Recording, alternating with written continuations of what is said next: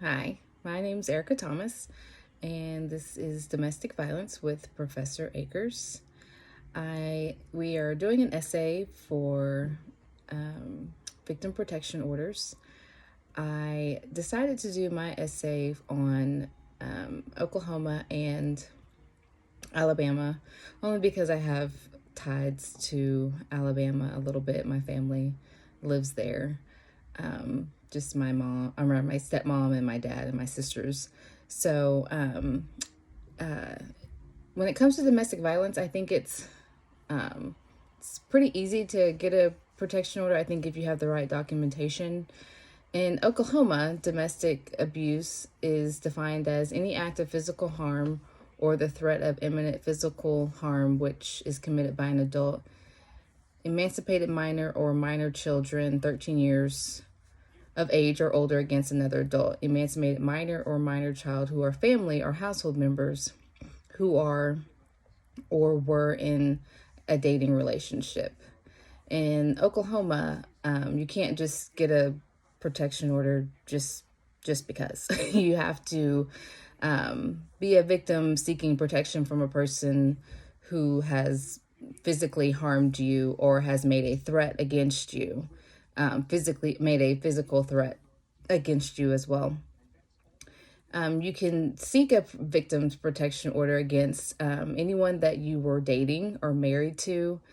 You can also blood related relatives in Oklahoma. I also read on the Oklahoma County website about VPOs that you can get victim protection orders for harassment and stalking as well. You just have to have more documentation, like a police report stating that you're being stalked or harassed by a certain person. So you have to have more documentation. It's also a good idea when you go to court to have lots of documentation as well. You can go down and get a victims protection order at the Oklahoma County Courthouse or whatever county you live in. You have to live in that county, or the person that you are trying to get a victims protection order has to live in that county. When you go get one, you have to have their full address, either where they live or their work address, just so they can be served, because it is not granted. It's granted, but it's not in effect until that person has been notified.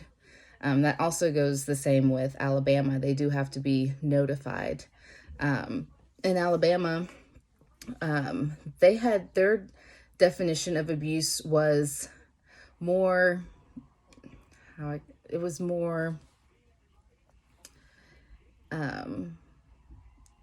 it was they defined it more so than Oklahoma did. It's defined as the occurrence of conduct directed at a plaintiff, including arson, assault, attempt, child abuse, criminal coercion, criminal trespass, harassment, kidnapping, menacing, other conduct, reckless endangerment, sexual abuse, stalking, theft, and unlawful imprisonment. A domestic abuse, and a domestic relationship for them is a person who commits an act of abuse to the person that they are married to, including common law marriages. It can also be a former person that you were married to or had a common law marriage with also. If you had children, or if you were in a dating relationship, a former household member, but you were in a dating relationship with or engaged in sexual relationship. It can also be any current relative that lives with you in Alabama. They did define what they thought a dating relationship was, which I thought was pretty interesting. Dating relationship doesn't include casual or business that ended more than 12 months ago. Oklahoma also defined dating as meaning courtship or engagement for the purpose of a VPO, a casual acquaintance of ordinary fraternization between a person in a business or social context is not constituted as a dating relationship. So they're really pretty specific about what dating relationships are and what they mean when it comes to filing a VPO. I think both states pretty much were almost the same when it came to filing a VPO and having to go down to the courthouse. On the websites on the for Alabama, I found a research done by one of their law firms, and then for Oklahoma, I just went directly to the Oklahoma County Court, oklahomacounty.org, and found a bunch of information.